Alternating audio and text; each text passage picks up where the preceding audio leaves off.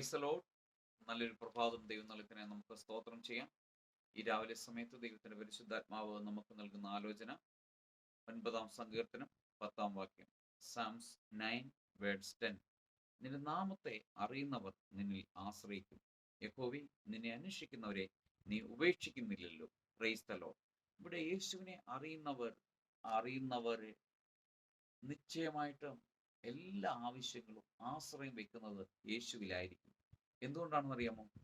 യേശുവിലൂടെ അല്ലാതെ മറ്റൊരിടത്തിലൂടെ നമുക്കൊരു രക്ഷയോ വിടുതലോ സമാധാനമോ സന്തോഷമോ അനുഗ്രഹമോ സമൃദ്ധിയോ ഒന്നും ഉണ്ടാകത്തില്ല.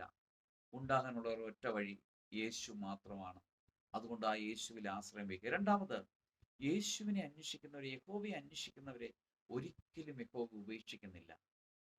അപ്പം എങ്ങനെയാണെങ്കിലും നീ അറിയാത്ത ഒരു വ്യക്തിയാണെങ്കിലും യേശുവിൻ്റെ സമൂഹത്തിൽ നിന്റെ ആവശ്യവും അപേക്ഷയുമായിട്ട് വന്നാൽ ഉപേക്ഷിക്കാത്ത ഒരു കർത്താവുണ്ട്.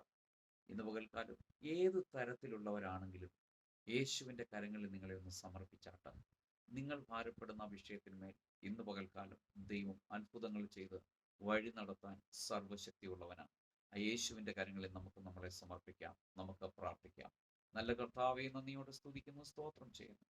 രാവിലെ സമയത്തിനെ കേൾക്കുന്ന എല്ലാ പ്രിയപ്പെട്ടവരെയും ഈ തിരുവെഴുത്ത് പ്രകാരം പിതാവിന്റെയും പുത്രന്റെയും പരിശുദ്ധാത്മാവിന്റെയും നാമത്തിൽ അനുഗ്രഹിച്ച് പ്രാർത്ഥിക്കുന്നു. പ്രാർത്ഥന ഘടനായി സ്തോത്രം. യേശുവിന്റെ നാമത്തിൽ പിതാവേ,